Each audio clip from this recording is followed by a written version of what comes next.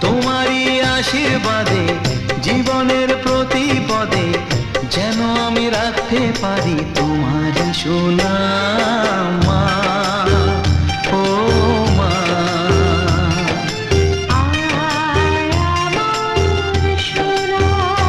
ও স্নেহের ছায়ায় ভালোবাসায় ঢেকে রাখে যে, অনেক জ্বালাশয় বুকে জড়িয়ে রাখে যে, তারি আঁচলে মুখ লুকিয়ে রেখে জীবন আমার কাটিয়ে দেব তোমায় দেখে মা।